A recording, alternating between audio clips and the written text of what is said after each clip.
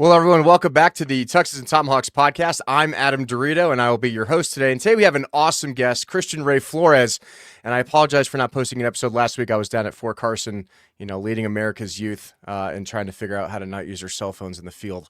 So I just want to thank you so much for coming on the show for this week, Christian. You are an amazing individual. You are an entrepreneur. You're a philanthropist. You're an international musician, well-traveled guy. You've been all over the place. You've written a book, and I am so excited to talk about your life and the positive influences you made on the world today. Adam, thank you so much. And by the way, the video intro is so funky. It's so interesting. It's hilarious, right? I had this kid.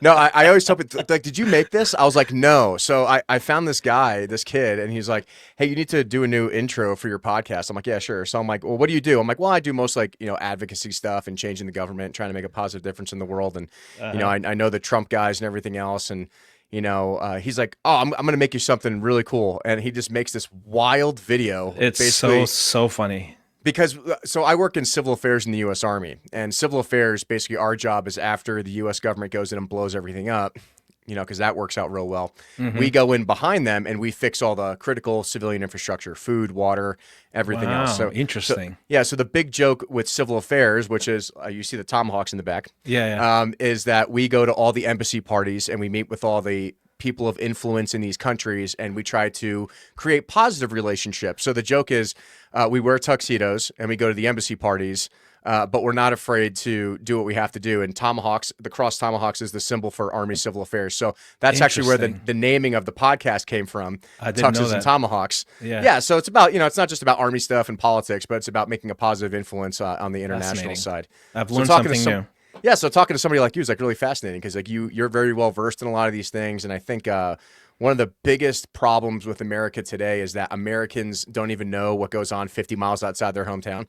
They make all these assumptions about what goes on, and I'm like, well, unless you've actually been international and you've been to these different countries, like, how could you possibly make a basis of decision, and understand what's really going on in the world? And everybody wants to accuse their elected leaders or all these other things without understanding that it's actually up to you to make the effort to learn and be, always absorbing information. And I try to do that as much as I can, which is why I love interviewing people like you, because you get to learn a completely different perspective on things, and you get to learn from other people in other countries. And I think that is so important what America lacks today. So, got it. Well, I'm ready. Let's go. So, Christian, how about this? You tell me, who are you? Where did you come from? How did you even start doing the business that you did? And introduce yourself to the audience.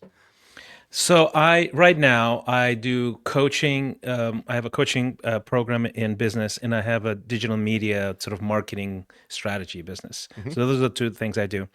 The origin of both actually goes deep into the origin story, and I have the most weird origin story because I'm basically half Russian, half Chilean. Was both born in Moscow, moved to Chile when I was a baby. My parents moved me, obviously, and then there was a military coup there. We were thrown out. My dad was in a concentration camp. We were refugees there in the United Nations refugee facility. Went to Munich, Germany as exile, went back to Russia, went to Africa. My dad was an expat kind of guy, basically like a secular missionary, essentially. After the decolonization of Africa, there were a lot of people that were importing. And I grew up in Africa, 7 years there, and I saw civil war there. Mm-hmm. After my parents' divorce, I went back to Russia in literally the worst time in the Soviet Union, like mid-'80s. The thing was already crumbling, right? Yeah, for sure. Big time. And so I was there, went to college there, saw tanks in the streets of Moscow. So civil unrest seems to follow me wherever I go, and worried about Austin, Texas. And I was actually just in Austin yesterday. You were? No way. I was on Dan Holloway's Drinking Bros, the guy who runs Drinking Bros. Down there. I think that's like near me. Man, I wish I knew. I literally would have stopped by and had lunch with you because my flight got delayed because of all the storms yesterday. Was it just off of 290, right? The Drinking Bros? Yep. I think I've heard. Oh my gosh, you're 10 minutes. You were 10 minutes away from me. Yeah, I was on the Citizen podcast yesterday down in Austin. Man, I wish I knew you were down there. I would have just grabbed a beer with you or something because my flight got delayed for 5 hours and I was stuck in the airport until like 9 o'clock. So literally, this is down the street from me. Yeah. Okay. So back to the story. I was, and basically the Soviet Union crumbles right before my eyes, and I was an economics major. I have a master's degree. Mm-hmm. So I studied all this thing, and I see the whole thing just crumble like a house of cards. Yeah. And freedom and free markets come in, and it's just Wild West freedom, like complete freedom. That's right? interesting. We'll Yeah, talk like more about this, but keep going. complete chaos, right? And I was one of those guys who was, I was in love with America from afar. Like I was almost like the frequency. And when that happened, I was like, everybody's going this way, I'm gonna go that way. And I was always musical my whole life, so I went into music just to try my luck. I mean, the odds of success are like zero. And by the end of the year, I was like on national television and went from being this sort of struggling artist to Well, watch out, one of the Kelly Clarkson over one here. of the top pop stars, right, in Russia, and then a few years later, the communists were actually coming back because there's so much sort of pain in transition, right, from Right. one system completely collapsing to a different one. And so the communists were actually gaining popularity. They're leading in the polls in '96. Boris Yeltsin was running for re-election. Yep. And they basically chose my song to be the anthem, and I campaigned for him That's against wild. against the communist. And that was the last time they were coming to power. So I contributed just teeny tiny bit. It was not just me, as a bunch of musicians who were doing that. I mean, none of us wanted the communists back. And of course, the irony of that is that both of my parents were Marxist, and like that's how I grew up. Yeah. So very awkward conversations around the family dinner table.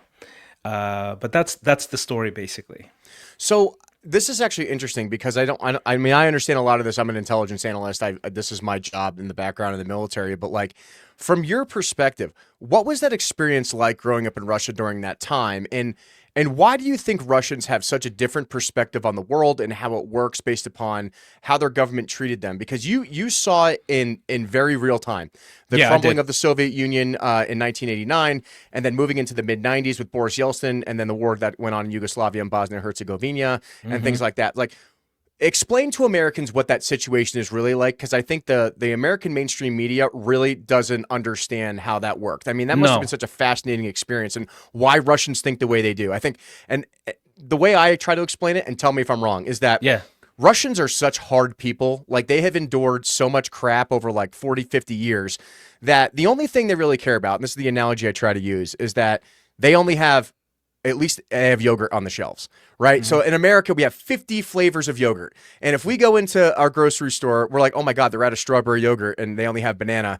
And now our government's failing us and we need to overthrow, Donald Trump or something. But in Russia, the way they look at it is, we still have yogurt. We're fine. We just keep on going. You know what I mean? Like, there's such a hard, different perspective people because of how they grew up. So, like, from your perspective, what was that experience like in the 90s? So, yes, thank you for asking. And that's that's definitely part of it, that there's so much suffering.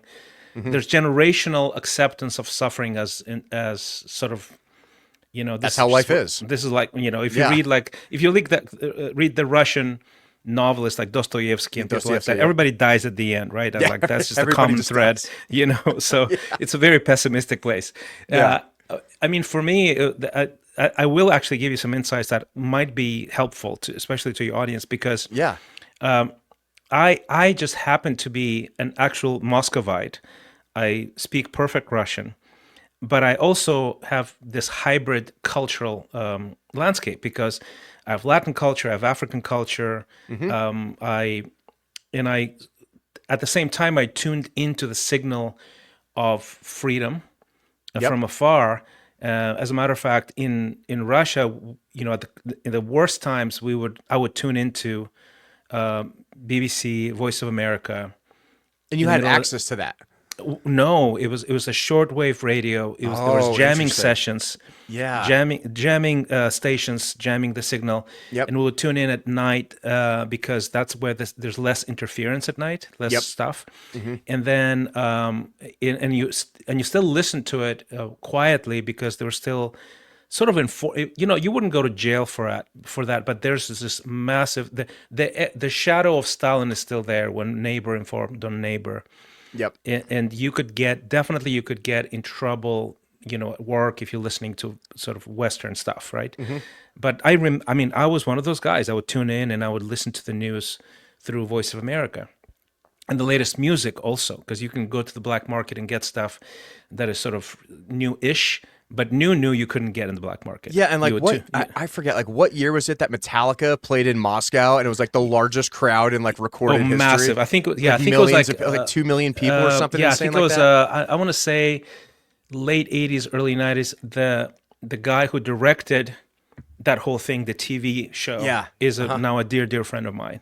So he was. So you should get him on the show too. That's wild. I know, want to yeah. talk to So him too. he Give him was my there. contact He info. was literally there. That's so cool. So anyway, but okay. So to answer your question, and I think that's going to be an interesting insight. Yeah. And I think Americans just don't understand that part. Definitely not. Is that Russia has had zero freedom for most of its history. In the whole of history of Russia, the freedom how we see it in America, right?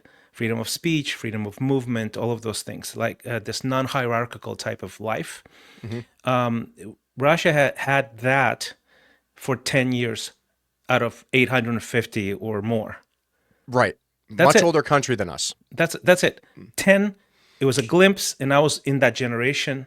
That's wild. And even the song that they used for Boris Yeltsin's campaign is called Our Generation. It was all about freedom. Yeah. So and the chorus went, "We are the new generation, a sign of liberation." That was the chorus. And it turned out to be completely false, and we're just a glitch in the system. We were not a sign of liberation Yeah. at all, okay? Yeah. We were just a glitch in the system. That's all Yeah, we because were. then Putin got elected in 2000 and invaded Chechnya, and everything changed after Yeah, that. and he slowly, and at first he was very, I actually liked him at first because he talked a very different talk. KGB guy knows what he says. Very different talk. He was very pro-Western, wanted to integrate into sort of the Western world, etc. And then it slowly started tightening things and, basically suppressing free speech. And it was a slow process, actually, before people realized, oh, this guy is definitely an authoritarian kind of guy, and then more of a dictator than even an authoritarian guy, and anti-Western, very, very. But that was an evolution. In the first few years, he brought a lot of order. There was chaos, right? It was very, very chaotic. So, but to answer your question, my insight is this, and that's why part of the reason why I wrote this book called Little Book of Big Reasons to Love America, is to sort of explain to Americans from the outside that America is a unique, almost like it's a cultural stack. It's a stack of cultural phenomenon that coincided in this place at this time, and created one of the most prosperous free countries on the planet in history, right? Yeah. But it's the same. There's a cultural stack in Russia as well. The cultural stack in Russia is that it is not a European country, is a Eurasian country. Yes, good perspective on that. So there's basically two Russias when it comes to people. Yes. There's the educated intelligentsia that only lives in St. Petersburg and Moscow, mostly. Like the vast majority, I would say 95%. There's like a sprinkling in other places, obviously, but sort of the critical mass, it's literally two cities. That's it. Yeah, you're right. And the intelligentsia in Russia were always European. Before the intelligentsia or the creative class, you might call it, they were sort of it's the nobility, people like that, the educated people. They're always European. As a matter of fact, if you read Tolstoy, like a third of Tolstoy is in French. Of War and Peace, right? It's literally they speak to each other in French, and there's like a massive translation, like half the page is translation into the Russian language or the English language. So there's a very small group of people who are European thinking. So it's all about freedom and liberty and the whole thing, right? The vast majority of people are more Asian thinking. They really are more hierarchical from generation to generation to generation. Yes. So the majority authentically believes in top-down leadership, command and control. And it's either the Tsar, for a few hundred years, then there's the Bolsheviks, our dear leader, Lenin or Stalin or whoever, like a quick succession of general secretaries of the Communist Party. And then there's this freedom 10 years, and people go, yeah, we don't like that. We need a strong hand again on top. And he's going to protect us from outside enemies, and he's going to come in with this very masculine sort of domineering energy, and he's going to provide for us, and here's a guy, basically. And we don't care about corruption. We don't care about the thing. It comes with the territory. We just care about strong leadership. The other thing that happens in those kind of cultures, which if you look at Asian cultures, many cultures are like that. Yes, they are. you know. China, Exactly. So Kazakhstan. Yeah. they're collectivistic cultures. So what that means is the value of the individual is actually doesn't even come close to how we think about it in America. Yes. What they value is the collective. So Hmm. the company, the city, and of course the country, the nation. It's you are you live for the prestige, the victory, and the power of your great nation. Yes. You personally are non-important. Exactly. So human life is not sacred. It can be disposed. You can throw millions of people into a war, like with Ukraine. Like you Yeah. just throw wave after wave of people, and you can fight your way out of anything, because if for this side, Russia, life is valuable, for the Russian side, life is nothing, as long Yes. as you live for this greater cause of your nation. So if you look at it even from a standpoint of what they're good at, right? Hmm. What is it that Russia produces that is extraordinary and has a competitive edge? It's only two really main things: is killing machines and rockets, right? Space. Why? Because these are the things that are on the national level. They increase the pride, the prestige of the nation, right? Hmm. The dominance of the nation. They can make rockets, and actually not that well as America anymore, Yes. but for the longest time they could Still actually, use.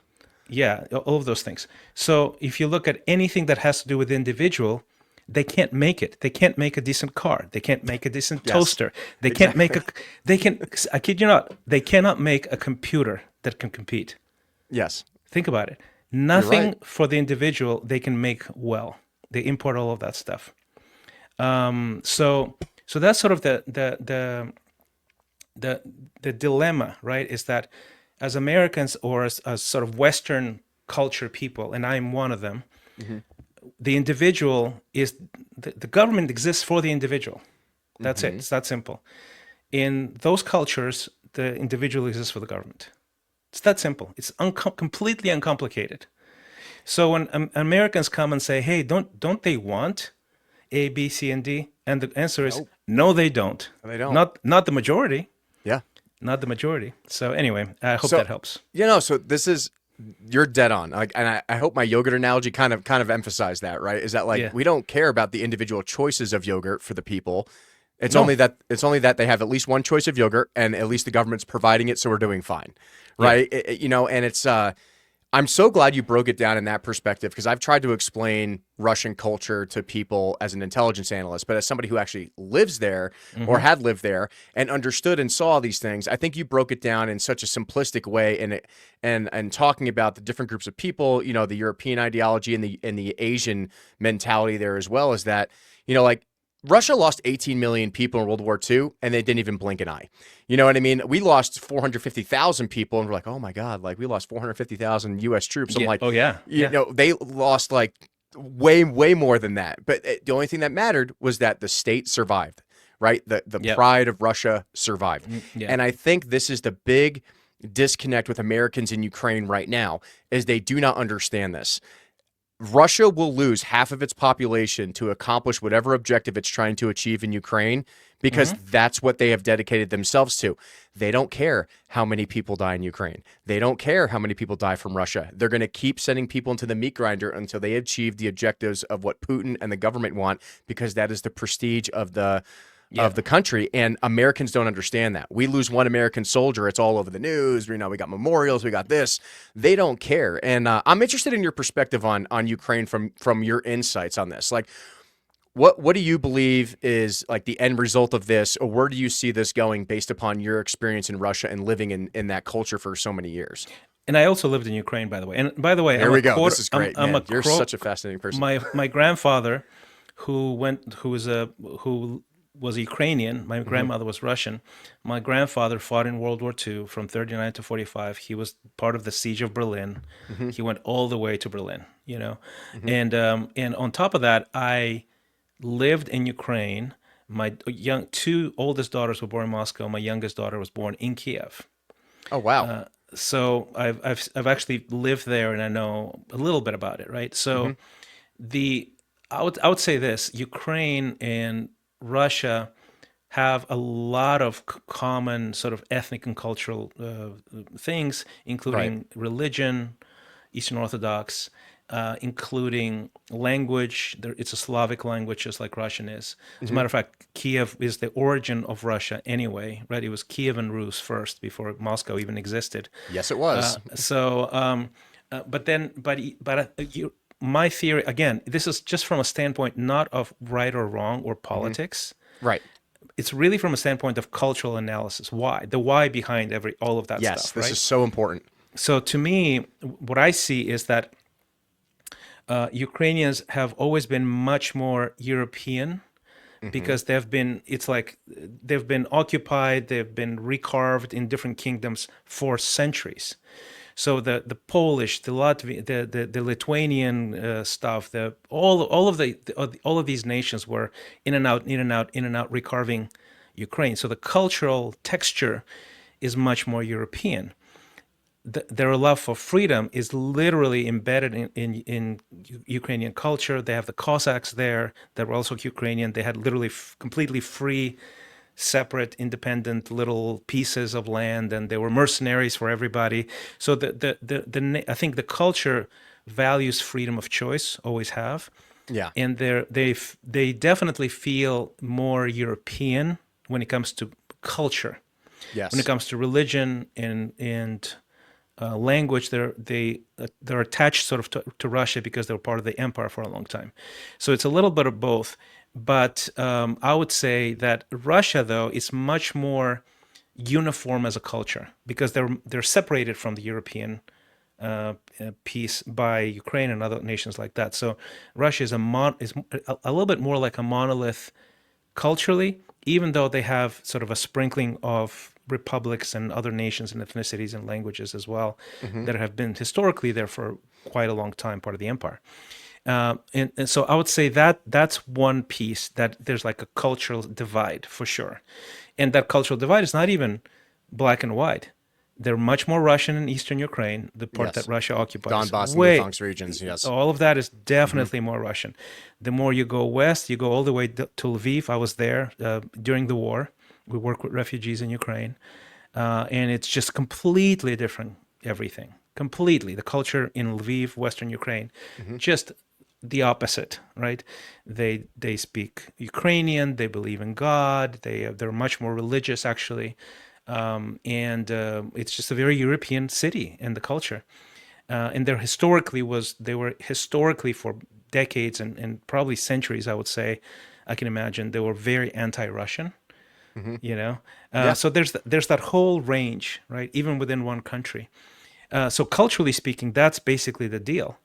And the problem, I think, with long term, how that's going to settle, I don't know. I just don't see it not looking like Russia keeping all that territory. I think it's going to keep all that territory, I would personally. agree with you on that. Yeah, I think from my military perspective is that the eastern side of Ukraine is going to have to acquiesce to Russia. it's going to be Yeah. maybe demilitarized, whatever, but they're going to keep it. Crimea, forget about Crimea. Crimea's Yeah. gone. Yeah, it's Crimea's gone. gone. It's not getting it There's no back. way. No. There's no way they're going to give it back. And it is what it is, right? I'm just talking about facts, culture, rather than my opinion of what's right or wrong. I'm just saying this is just how it is. No, I agree with you. And as somebody who I was actually overseas in the Middle East when the war started. So I have Yeah. a very, very unique perspective on the intelligence side because we saw everything happening in real time. Mm. And I remember my commander tasked me with like, hey, I need to know what's going on from a cultural perspective in Ukraine. And doing the deep dives into the classified systems and everything else, and then even all open source information, which, to be fair, the United States did cause part of this because we definitely instituted the Orange Revolution in Ukraine. We Hmm. were flipping governments, and that pissed off Putin and all his guys too. So, like, Yeah. and that goes into the cultural aspect of it, though, right? Like, we did these deep dives into the switching of governments and everything else, but everything you mentioned is exactly what I was briefing Oh, these really? general, Yeah. yeah. So, like, I love this conversation because everything that you talked about is exactly what I said to a bunch of colonels and general officers. And they said, no, this is about the freedom of Ukraine. I said, absolutely not. This goes into a much more complicated cultural Yeah. history Yeah. that is hundreds of years old that you guys don't even have the capacity to understand. And the 10 minutes you're giving me, right? But I just want to, I appreciate your perspective on this because I think it brings a little bit more reality to Americans today that don't understand the massive cultural differences. I mean, if you want to even have a close comparison to here, it would be like Mississippi versus Washington. You know what I mean? You have all the Yeah, yeah. hippie, free-loving individualism in, in Washington, and then you have the super hardcore religious, separatist groups down in Missouri, right? Like it's very different. But in the United States, like you said, we pride our culture on our individualism towards the betterment of the country. But in Russia, they pride the country and the Yeah. status of the country over individualism. Yes, and they're And imperial. They're ex- absolutely imperial. Exactly. And I You just know. don't think that Americans will never going to understand that. You can give them all the weapons and all the stuff in the world, and it's never going to change how that culture works. It's been over 1,000 years in that region, and our country's not is going to be 250 years old this year. Yeah. You know what I That's mean? just Like, mind-boggling. Yeah. yeah, they just don't understand that. So what I appreciate about this transition from this point in your life is that it gave you a different perspective on your love of America and your transition over here. So explain your otherworldly travels and how you ended up over here, and then talk about like how your international perspective influenced your worldview on a lot of these things. So, well, yes, thank you for asking. I moved to the States. I married an American. She's from Wisconsin. My wife Deb, Of course, and she Deb and from Wisconsin. Deb from Wisconsin, right? It doesn't get more American than that. She moved. Actually, I didn't. I wasn't wanting to move to America because I had, a brand. I had across 15 different nations. I had name recognition and a career Yeah. and all of that stuff. And that's a huge advantage actually in life when you're known by millions of people. So although I loved America, that was sort of my space. And then of course she moved. So she moved to Russia to be with me. We had our children there. And eventually we moved to the States because her health started suffering. The weather is terrible in Russia. It really, really is. It's a little bit better in Ukraine. So she did better in Ukraine, in Kiev. Our youngest daughter was born there. But eventually I just said, look, you're not going to do well long term. We need to go. Right. So I had to Yeah. start over in America. Yep. And but my love for America started from a distance. It was interesting. I could probably remember the first glimpses of there's a different world. I'm very curious about that. We're in Mozambique, one of the poorest countries in the world, also Marxist, right? So that's how my dad ended up there. And it's it's still one of the poorest countries in the world, right? Yep. 70% of the population live on under $2.50 a day today. Which people can't even comprehend at the United It's hard States. it's hard to even imagine, right? But we lived relatively well because we're expats, and not like the American expats. They get paid more than America over there. We were like expats, meaning we get paid. My dad got paid more than the locals. That's like it's that like economy level expat, and but we had everything we needed, but we had no television for years. Like there's no TV, and then my dad got this huge antenna he built so that he can get a signal from South Africa. Yeah. And he got a TV, like a small TV set, and we would watch these American shows. And that's when it landed on me. We are people, they're people, and they have these cars, these cities, these parks, these homes. They're going cruises. Who goes on cruises? Who goes on cruises? Like that's like I've never even been in a Western hotel at the time. Right. I remember the first time we went to Swaziland, the neighboring country, because we had to stock up on like actual groceries, like the normal groceries, not just what nature gives us in the tropical country, right? Yeah. Like I got my first BMX bike. I had to go to another country to get that bike. You Right. know? So we traveled there by car. We had this Land Rover, filled it up with merchandise and stuff, and we stayed at a Holiday Inn. And I thought it was paradise. I've never seen anything more luxurious in my entire life. Yeah. Like it was just unbelievable to me. And I think that's when curiosity started kicking in, and I'm like, okay, there's something out there. What is this, right? So I started being very curious, and I read books and I watched stuff, and eventually it sort of sunk in, right? Freedom of choice, entrepreneurship, family values, the cultural stack started sinking in, right? All these little things. The Americanisms. The Americanisms, all these little things. And by the time we went back to Russia, I was much more versed in it, and my values were that. And also I grew up free, right? Even in Africa, we were like, it's the wild here. That's it. Like we're like completely unsupervised. There's no, You're born in the right time because that's not the experience of most people in Russia. So yeah. So no. In Russia, it was not free. In Africa, it was. So I go to Russia. I'm 14 years old, so I'm pretty much a formed kind of the basics are formed. So I go to school, and everybody's afraid to a degree. Uniformity is the thing. You're even 15, 16-year-olds know what to say and not to say in public. And to me, that was like, that's shocking. You don't see that in the United States. They just run their mouths and get themselves in trouble. That's exactly it, right? So in school, I remember bringing up in history class, like, can I ask a question? And they were like, what? Why did the Bolsheviks kill the whole family, the Tsar, the kids, the servants, everybody? The Romanovs, Like the Romanovs. And there was this hush in the class. We're 16, and there's a hush in the class. Why? Because there's a baseline of fear, and there's like almost like a genetic fear of the state. You do not speak of certain things. Yes. As a 16-year-old, think about that. It's crazy. Right? It's like North Korea stuff. It is North Korea stuff, right? And I'm the guy who goes, what? You know? I'm just asking questions. I'm just asking a question. This is just a normal question. Why don't you have those questions, right? Or I would ask, why are we in Afghanistan? That's ridiculous, right? It's like, this is not, you know. That you upset them when you did that question. I totally did, yeah. And I had to actually give up my citizenship because I had double. I had Chilean and Soviet. Right. Because I was turning 18, the draft was, and they would send dark complexion people to Afghanistan. And I was like, yeah, I'm not interested. So I had to give up my Soviet citizenship to not go, you know? Yeah. Smart decision, by the way. Absolutely. I was not a good time. No, not interested whatsoever, right? In fighting this weird war, you know? And so I saw all of this stuff, the lack of freedom, the lack of choice, the poverty.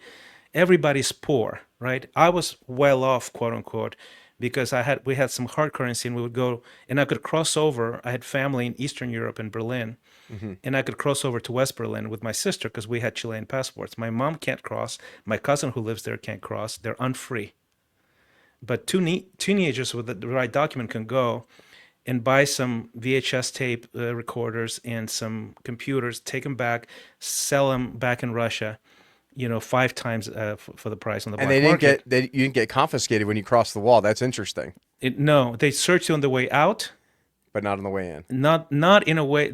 For some reason they were fine on the way in. I don't know why, but it was all black market stuff. So we were these amateur entrepreneurs, and we would like. I realized early on, okay, my mom could work. The average salary at the time in Russia was $150 a month, right? So my mom can do this one trip and not have to work for the rest of the year. Mm-hmm. Cling. Got to do that. Commerce, entrepreneurship. Right? Welcome to capitalism. Yeah. So I would, and then I went. Of course, I studied economics. I would study free market and stuff like that. Adam Smith, and in the university I went to is called People's Friendship University. My dad went there. Mm-hmm. And the university was specifically organized. There was 50% Russians, 50% foreigners. I came in as a foreigner through my dad's channels, right, as a Chilean. Right. And it was there to educate foreign leaders, future leaders of in foreign allied countries, or if you're the underground, they're educating the future leaders of the government that's going to take over. That was basically the deal. Yeah. Right?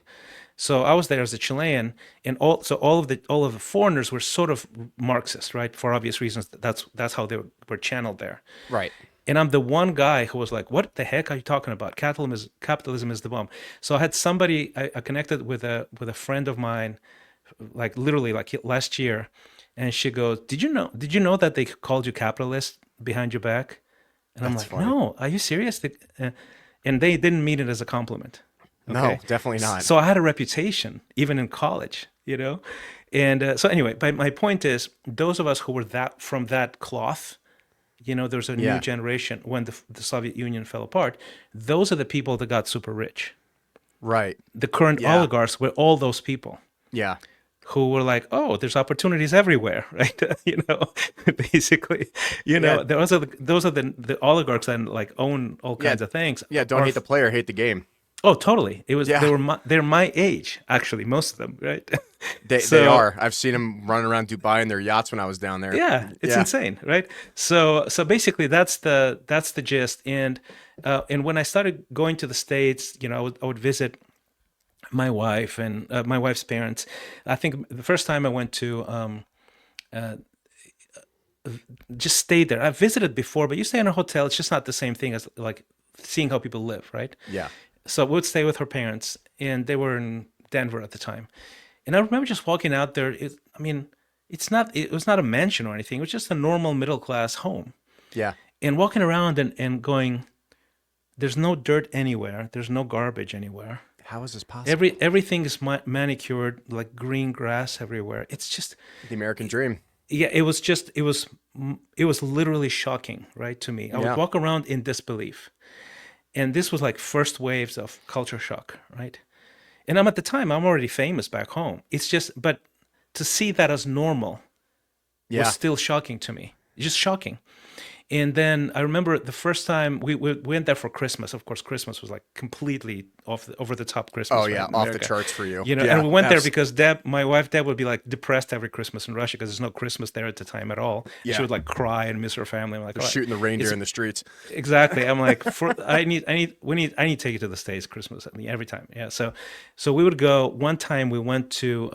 She goes, we need to get a toy for Mocha. Mocha's a little Yorkie. So we went to Petco.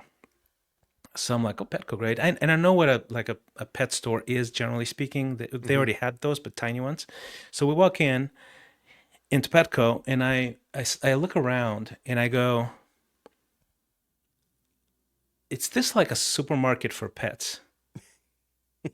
And she goes, yeah. And I'm like, this whole thing is a supermarket for pets. She goes, yeah. And I literally had a panic attack. I ran out, like stormed out, and I was pacing outside. And she goes, what's wrong? I'm like, do you know that people are going hungry in country? There's millions. You have a supermarket for pets. I was so upset. I don't And blame you. I mean, I've spent some time in some of these countries as well, and I don't think Americans understand how good they have it. yeah, exactly. And eventually it dawned on me that's not a bad thing. This is normal people go here. Yeah. It's not the elite. Normal people go to Petco, right? Yeah. And that's what started sort of my fascination in sort of really exploring this culture. What creates this? What kind of culture? What kind of history? What kind of set of coincidences and that align the stars in a way that create this kind of prosperity, this kind of entrepreneurship as a cultural norm, family values as a cultural norm, fairness, all these things that you see as normal here, and they're far from normal. And you realize that 72% of the population of the planet, they live under authoritarian regimes today, not Yes, like they do. 100 years ago, not 50 years ago, today. Right now. And so that's the stuff. And I would tell Deb that I was like, this is amazing, and this is amazing. And she's like, "This, you have such good insights. You should write it down." So for years she told me that, and I only wrote it down, started writing the book after there's this wave of almost like self-loathing in American culture that I Yeah, recognize. there is. That's a good perspective. And it was offensive to me. Because you don't And- understand it. Like, how is this No. possible? Yeah, How is this, right? how can you hate on your own country this way? And no drives me country is nuts. perfect. I understand that. I mean, I was a recipient of the sins of this country because Yep. they're the ones who overthrew the democratically elected president in Chile. And that's why my dad was in a concentration camp, right? Because America installed a dictator instead of a democratically elected president, because the dictator was an ally of them. So they would rather have a dictator who's their dictator than a democratically elected president who was Oh man, not that's their like friend. that's like the whole drug war in South America. Yeah, that's it's like been going on. it's It's terrible, nuts. right? It So is. I'm not this idealistic sort of person. I mean, like felt it. That was my first childhood memories when I was in a refugee facility. But to also see that there's 250 million people who have opportunities, who have upward mobility. They can go anywhere. They can speak up. They can protest. They can they can try things and experiment and better their lives. And people don't understand how amazing that is, right? So I started saying that to my wife. One time she took me to her hometown. Hmm. Her hometown is like literally people in Wisconsin don't know where it is. It's called Horicon, Wisconsin. Even For I the don't know where long that is. Exactly, for the longest time apparently they didn't have a stoplight, Good so for them. 3,000 people. So we went there to visit, just want to show us, and it was so moving to me. It was so moving to me for me to be there because I saw great homes, well paved roads. We went to her high school. It's like I've never seen a high school like that in the Soviet Union anywhere, and I was in the capital. Okay, you know, these were good people living lives and a decent life, right? In the middle of literally nowhere. With less brutalist architecture.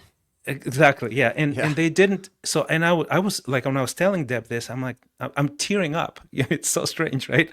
I'm like, No, but I honey, understand that. Like, I understand why you felt that way because I've yeah, seen these things. And when Americans, like, they just don't understand it. They just take what they have for granted, yeah. This is right? like, oh, they'll probably complain, right? And rich people problems, Yeah, and exactly. Yeah, first and world problems. exactly. And I was like, honey, do you know, you go 100 miles from Moscow, and it's over. Yeah, Civilization is over. correct. Yeah, exactly. Okay, Same thing with it's like just true. Peru, Nepal, all these Same places I've thing. been to. Same thing. It's like you go to Kathmandu or you go to, Yeah. the main areas in Peru. It's like, oh yeah, this looks really nice. It's really touristy. You go like 5 miles outside that, you're like, am I in a third world like war zone? Like, what is going on right That's now? exactly it. Yeah. It's crazy. Yeah, Africa, same thing. Yeah, Most Kenya. Yep. non-Western countries, that's what it is, right? So a country that can build a life like this for the average person, it's a great country. Yeah, I And mean, I wanted to express that in the book. there's a few places like that in America, like in West Virginia, maybe Mississippi, Yeah. and things like that. But it's not like common. You know what I mean? Like you No, kind of, no. it's not very common. But you've developed like a lot of resilience.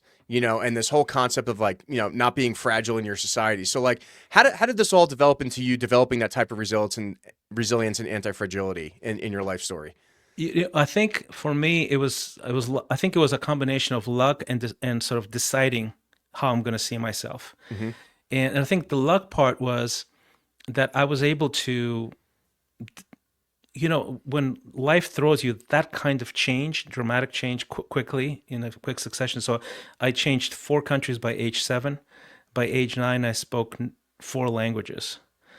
And you're forced to understand people, to adapt quickly. So it gives you these superpowers in the midst of a lot of Yeah. trials, and then you grow up with it, and you go, oh, I guess I can do stuff. Like I can learn very quickly. For example, that's one of the superpowers. Like Yeah. I absorb stuff, and I can learn. I'm curious. And the other side, I think, almost like byproduct of that kind of stress and danger and rapid change is that you are much less afraid of taking risks, Hmm. you know? And I think for me, and the decision part, I think for me is I decided that I am not, that if nothing is certain, then anything is possible. And that's like a switch that comes on. And going, well, like, if I'm not afraid to risk, if nothing is guaranteed anyway, right, like clearly in my life pattern shows that, I'll just try more stuff, you know. And then Yeah. when you try more stuff, you succeed eventually, right? Yeah. And that gives you a little bit of more a little bit more confidence, and you continue to do that. So eventually you go, oh, that's anti-fragility. I learned that term like many years later, that Yeah. And, when and I you're under think stress, you grow, not in spite of the stress, but because of the stress. And you bring up a good point there in talking about this, and I think most Americans don't understand this, is that you have to be okay with failure. You have Yeah. to be okay with making mistakes because how else are you going to learn what the best way to do things are if you don't fail? Yeah. Right? And in America, like kids fail or they don't get a participation trophy or they don't get an award, and it's the end of the world. When in any other culture or any other country, that's commonplace. You're going to fail 1,000 times before you succeed. You Yeah. know what I mean? And we used to be a country like that. Like when I grew up, it was like, no, you had to work for everything and you actually had to win Totally. first, second, or third place to get, recognition for anything. And now it's like, oh no, Johnny forgot to do his homework, but now he's feeling left out because he's in detention. So everyone gets detention and no one has to do homework for a week. It's like insanity. It's I like think that's a new thing in America as it well. I is. agree. It's only I been the agree. last like 10 years. It's Yeah. nuts. It's wild. And now we have kids who think they're cats or boys who think they're girls, and like, you know, Yeah. and I think that's also a first world problem thing, is that we have moved away from our central core values as Americans, and having a mother and father in the home and raising your kids and working, and becoming educated and getting a job. And since we've made everything so easy and everything is acceptable, no matter, even if you fail, that now we're focusing on things that like are completely irrelevant because we have nothing else to fight over. And that's why I think one of the central sort of concepts in the book is, I call that a culture stack, but these are values. Yeah. And if America's lost a lot of that. Yeah, and America's losing a lot of them, which means that America's going to become weaker if you don't actually understand that these are the reasons why we became this kind of country, right? And we need to promote it, elevate it, remind people these are valuable things. These are not just sort of random things. And America is great because of those things. So when you start going, no, this is wrong, this is evil, this and that, and you start removing those things, you're messing with the culture stack that created the greatest country on earth, No, and I that's agree. the beginning of the downfall. No, and this is funny because this actually just made me remember something. So when I was overseas and the war was going really hard in the beginning end, did you ever heard of this commercial that Putin made called Putin Claus? Have you heard of this? Yes. So I did. this is a play on what our American values were in the 50s and 60s.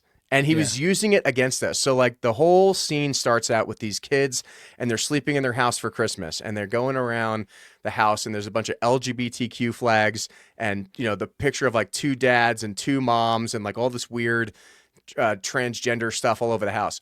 And then you see Putin dressed in a really bad Santa suit, peek his head through the window, and it's like, oh no, I have to save these children. And Putin like walks into the house with his like magic wand and puts his fake beard on. And he goes around and like he hits the picture frame and it turns into a mom and a dad. And he takes like all these gay transgender propaganda books and puts it into a football and a Barbie doll. And then like the kids wake up for Christmas the next morning and they have like a normal family with like normal boys and girls toys. And they like wave to Putin, like thanking him for like saving them and protecting their culture, which goes back to your initial discussion, is that Russians really pride themselves on the country and the culture and the people that, uphold those values. And ironically, that's what this country used to be all about. In the 50s and 60s, when we were so-called fighting the Soviets, in the Cold War, was that we prided ourselves on the dad goes to work and the mom stays home and takes care of the kids. And we had these picturesque, 1950s cookie cutter houses where everyone's the same and everyone's driving the brand new Ford car. Dad works for the government and the kids are out playing with, the boys are playing with trains and trucks and the girls are playing with Barbie dolls and easy bake ovens and stuff. And it's funny that we've completely transitioned away from those ideologies and that the Russians now are using that exact messaging in order to further the preservation of their culture, right? And here's the irony of that. For one point of view, yes, the Russians actually don't really take to basically, an umbrella term would be a woke sort of agenda, right? Yeah, sure. They just don't take culturally. No. On the other hand, when the propaganda machine does like traditional values, our faith as our this and that. Yeah, the Russian Orthodox Church gets involved and everything else. Yeah, and so it's everywhere in Russia right now. Yeah, and I can tell you as somebody who was there, all of that is BS. Correct, and that's another thing I want to make sure I enunciate is that it's complete BS. People are not religious at all. No, they're cultural Christians, not real Christians. Right. The moral fabric is non-existent. Okay, I think isn't your church attendance like 0.25% as well? Like even on Easter, like it's super low. Like it's super low. It's they really put on more. This propaganda image of, oh no, we're the new America. This is what America's supposed to be. And I'm like, no. Don't lie. Like we understand what you're doing, but that's exactly it. So the actual that's literally skin deep. It's not true, basically. No. It is true of America, ironically. Yes, correct. And that's a good differentiation to make sure. Which is really funny. Like business ethics is very American. You They know, don't have ethics in honesty, Russia when it comes to identity. business. There is no ethics So they in steal Russia. everything, and they're some kind of Yeah, cousin yeah. selling tanks to Mozambique or whatever. The Bolsheviks destroyed any faith texture, any ethical, moral sort of framework. They destroyed it in 75 years, right? Yeah, and they put an image that it still exists, but it doesn't. It doesn't exist. It does not exist. You know, No. for anyone thinks that this is like a pro-Russian podcast, no. Let's be very clear. Like, Russia likes to lie about what it does and its image to the world because it's worried about its image. It's worried about the preservation of its country, right? And most people are not going to Russia to figure out the truth, right? Most people aren't going to go in there because you're never going to come back. You're going to sit in a prison for a really long time. You know, but having your perspective on this is so important because not even most I hope a bunch of politicians actually listen to this podcast that actually follow me, because you need to understand that Russia is very good at one thing, and it's propaganda. They are very good at lying, and they're very good at manipulating populations. And in America, we want our McDonald's, we want everything in less than 30 seconds. But Russia and China as well, they play the long game. They will do this over 20, 50, 100 years in order to initiate their system. And we just don't have patience in America. And they can destroy their economy as long as they can stay in power. They'll still keep doing that. But because the value of the individual flourishing under government, it's just not a value. It's not a priority. Never has been, never will be. You know, and the funny thing, the irony, of course, is that the Ukrainian space is sort of the same, right? Because it's all post-Bolshevik. I have a podcast called Exponential Edge, and I interviewed a guy, and he told me that, and I'm like, that right there. He was an expert. He's a British guy. Gosh, ironically, his last name is Marx with a K, no relation, and he studies happiness. He has a big TED talk. He's an expert, right, world expert, and he said, you know, in Europe, the least happy people in Europe are post-Soviet Union people. Absolutely. And he says, I've met those women. And he goes, because the Bolsheviks destroyed the very foundation that makes people feel happy, which is the family unit. That was undermined for 75 years, okay? And so all of that is true, actually. But it's not just true of Russia. It's also true of Ukraine, partially true of like, say, Hungary, for example, things like that. The moral fabric. Kazakhstan, all those places. Yeah, exactly. So it's the moral fabric, the benefit of the public, and that's the role of a government. All of that stuff is gone, just to various degrees. The people that actually are not like that are the ones who are closest culturally and geographically to Western Europe, which is Estonia, Latvia, Litva. Yeah. The Baltic states. The Baltic states are in Poland, completely Western. They never lost that. This is a good question now, is that, do you think, in your opinion, after becoming Americanized and being over here and all this work that you've been doing, is that you have slowly watched, I would say, successful Russian propaganda over the last 10, 20 years in the United States slowly erode these values in the U.S., the family unit, you know, feeling, you know, all these things you just talked about, you know, introducing socialistic ideologies. I mean, we literally have the Democratic Socialist Party in the state of Colorado here. Like, literally, they are actual Marxist socialists, right? Yeah.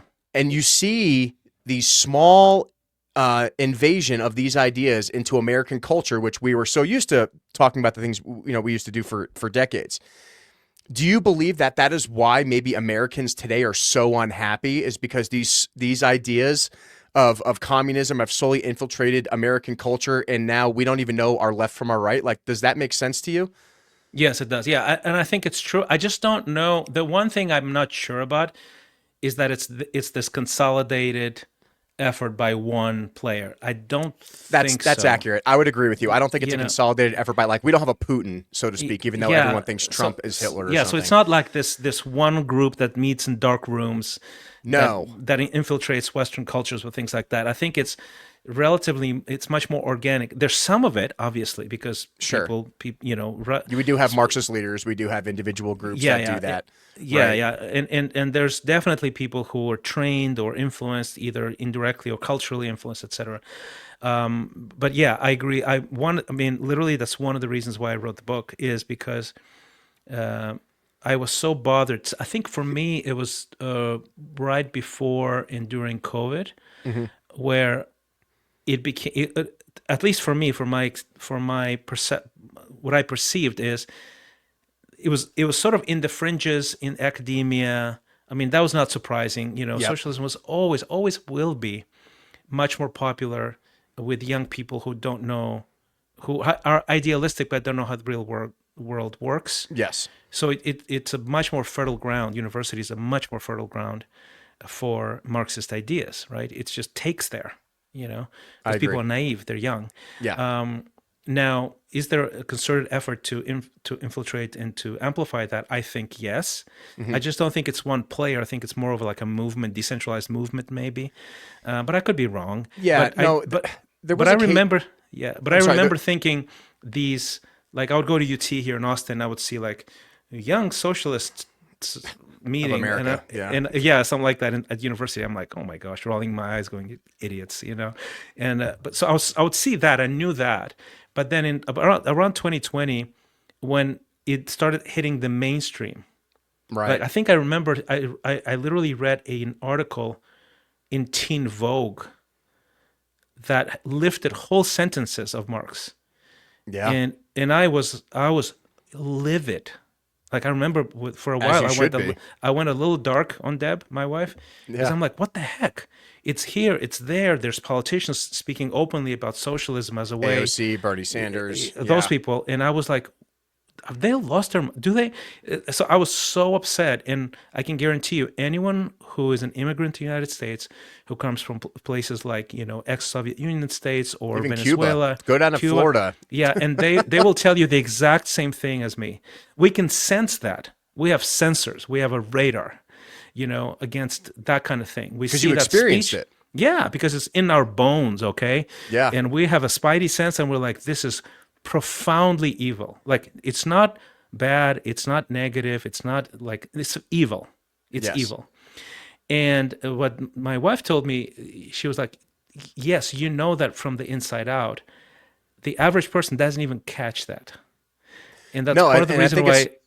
it's the lack of experience of Americans, right? Is that Yeah, you yeah, guys have seen these things, you've been around, yeah, and it's so much easier to travel in Europe because literally it's like traveling around the United States, but you can literally yeah, travel to multiple different countries in the time. So you've been able to experience different populations and everything else over time. And I know for a fact, like I think in the early 90s, I forget his name. It's all over YouTube, but there was a KGB officer who went public on, I think it was PBS or something, and he said, our objective is to only teach and train a very small group of Americans and slowly destroy your culture over 20 years. oh, I And remember that. Yeah, and that started right when 9/11 hit, right? yeah, And most Americans don't understand this, is that we needed a natural, and you can go into the conspiracy theories about 9/11. We're not going to do that here. But like, once 9/11 happened and Putin successfully destroyed and reacquired Chechnya, which people don't like to talk about, in 2000 when he first became president, and then there was a giant information operation that went on starting in 2000 and 2001, right after 9/11, where small sects of these KGB officers were in operating in the United States, and actually they did discover some of these cells later on in the later 2000s. They found some of these cells working in DC,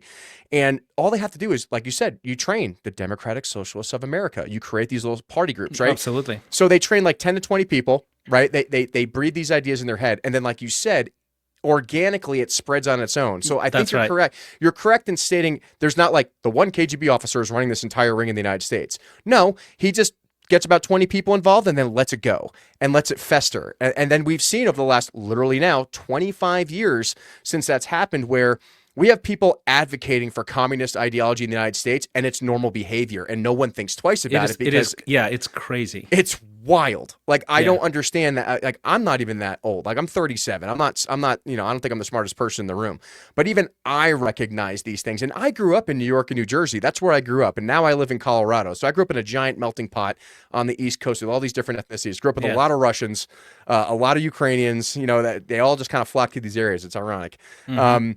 And they talk about these things. And I grew up with a lot of Polish people too, and they talk about communism and the concentration camps and everything else, and even their grandparents in World War II. And to us, it was like normal to be like, okay, we have a very pro-American thing. We need to protect our culture, protect our rights, and help our neighbors out and move forward. And then I moved out west, where these people are not exposed to those cultural melting pots. Like, when I first moved to Colorado, there was no African Americans out here. You know what I mean? Like it was all just a bunch of white farmers, so to speak, and military people. And then you start seeing the slow integration of all these, especially during COVID. All these people are moving around the country now. You know, they were moving to Texas because they wanted more freedom, or they're isolating themselves into little thought groups. And it became completely self-destructive because these people thought they were the smartest person in the room without realizing they were giving up all their American cultural values without even realizing that they were doing it. Like during COVID, I'm sure you saw this. People were totally okay with like turning in their neighbors and calling the cops on them for not wearing a mask. It was so awful. And really what country does that remind you of? Exactly. Like, you know what I mean? Calling in the Stasi, calling it, you know, it's like, what is going on? And people thought it was okay. People still think it's okay. Like I was flying down to Austin yesterday. There's still people wearing masks on airplanes from Colorado. Like this is nuts. Yeah. It is. And these people are like, and you can't say anything because if you don't support the trans LGBTQ and you're a racist. I'm like, what are you doing? And we, like, of course, all of us who grew up in those systems, we have powerful flashbacks. Okay, when things like that happen, immediate flashbacks. Like, what on earth are you talking about, dude? You know. So and that's part of the reason why I wrote the book is like I have essentially like 10 chapters, 10 reasons, and then a warning at the end. Like, hey, I'll express my love. This is a love letter from an immigrant. But hey, you need to watch for this, you know, basically. Yeah, and just to say the title of your book, so your name of the book is the Little Book of Big Reasons to Love America, right? And in somewhere you talk about your exponential life and the 4 shifts needed to achieve it. So what are those principles that you developed over your time as an entrepreneur and famous musician and traveling around the world?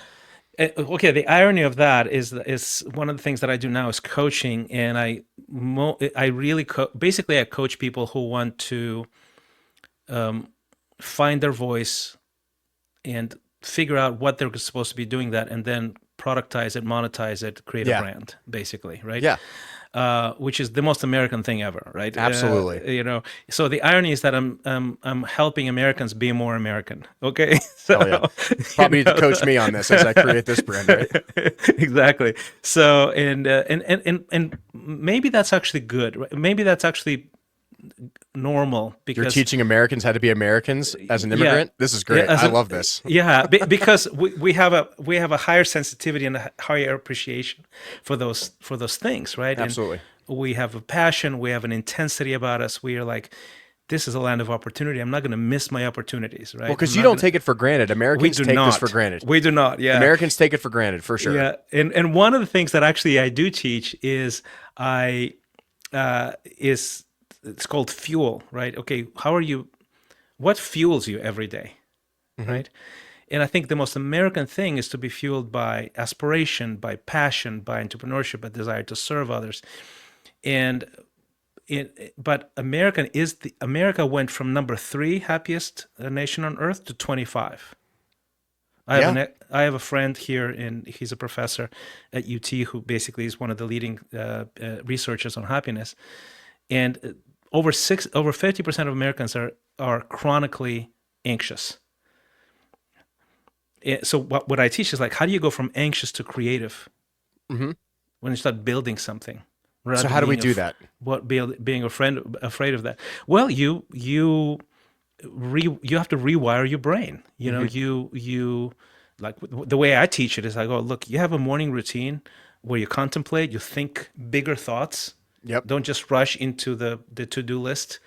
You pray, you meditate, you journal, you figure what do you want, who are you, what's your identity rooted in, and not reacting to I'm behind on this and the sky's falling, right?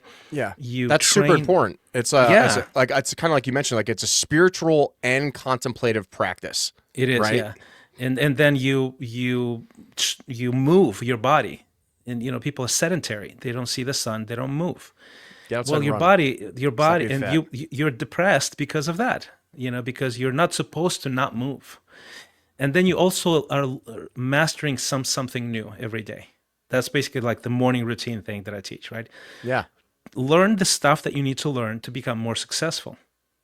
Like you always have gaps, but if you don't have a dedicated discipline about learning and mastering a new skill, you're going to always be at this disadvantage, right?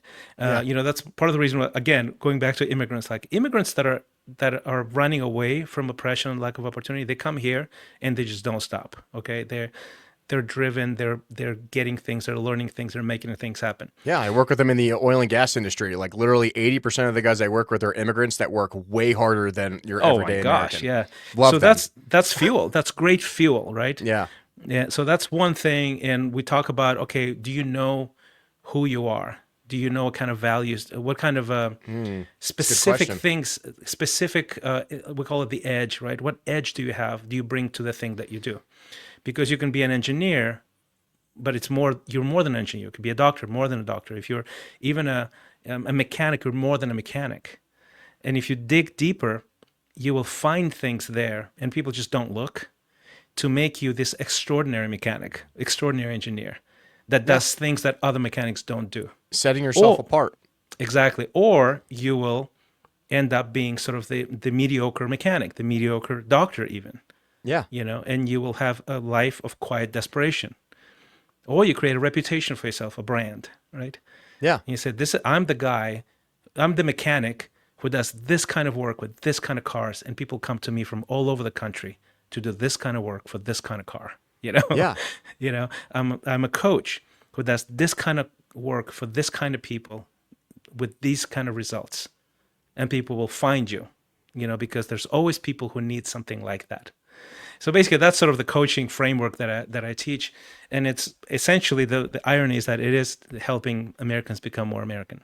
No, I love that. And what is this success on autopilot? Like, how does that work? That's another concept that you brought to me when we first started this podcast. And I think most Americans just don't understand, like these things. I think because I do this. I do have my morning routine. Like, so I love that you talk about that. Like for me, it's I spend my time in prayer with God. Because I'm a Catholic. Then I work out because I believe in taking care of your body first and foremost. And trying to learn something new every day, and then trying to focus that on my daily mundane tasks, whether it's work, exactly. Whether it's editing podcasts or traveling and going down to Austin and not meeting you apparently while I was down the street. 10 minutes away from me. Yeah, and people get really overwhelmed. Like me, my life is so busy and so insane because when I'm not at work, I'm always traveling or flying or podcasting. But sometimes, like, you really have to break it down the basics and understanding what your happiness is. And sometimes I feel like I'm on autopilot. So how do you integrate that success on autopilot in your coaching skills? So it's basically, look, if you think about it, if you swim, right? If you know how to swim, you're swimming on autopilot. But at some point, you are not doing that, right? Somebody like my dad threw me into the pool, and I was most definitely not on autopilot. I was flailing in the water, and but that's what happens with our psyche. If you live in anxiety, you're literally looking at everything around you through these dark lenses. Yeah. You won't recognize opportunity. You'll always be in survival mode. And that's autopilot because it's actually neural pathways have been carved in your brain, and you've allowed that to happen for whatever reason. And so many Americans do that. They just on autopilot. They're going to work. They're taking the kids to soccer practice. They do the same thing every day. They think their life is miserable. Then they're complaining on social media about it. Like they're on a bad autopilot in my opinion. So it's a bad autopilot, exactly. And the beautiful thing is that your brain is incredibly plastic. You can actually rewire that. The morning routine is just one of the things that you can do. And that's why the morning routine, first, the discipline and the persistence of it will rewire your brain over literally like 2-3 months. You'll be a very different person if you do this every morning, even what you do. Right. Then you add layers and layers. You add a community who's going places. Everybody's thinking about stuff. They're helping each other succeed. Having good friends is important. Having good friends. Having, religious groups, religious groups, sports teams. Sports teams, nuclear family, call your parents, text your friends, thank them for stuff, be present with your children. These are foundational things, and we sometimes inherit almost like this domino effect of dysfunction. Americans have lost so much sight of this. I'm so glad you're talking about these things because it's so important. Like totally. the easy things in life are actually the most important, and people really take. And there's that for so granted. much data. There's so much data that has nothing to do with like religious or ideological things. These are scientific data. People who basically have meaningful work, have a faith practice, have a good relationship with your family, and have just a few friends who are actual friends. These are the people who are healthier, wealthier, live longer. Period. It's just true. So if you don't have any of those things, the beautiful thing is that you can fix it.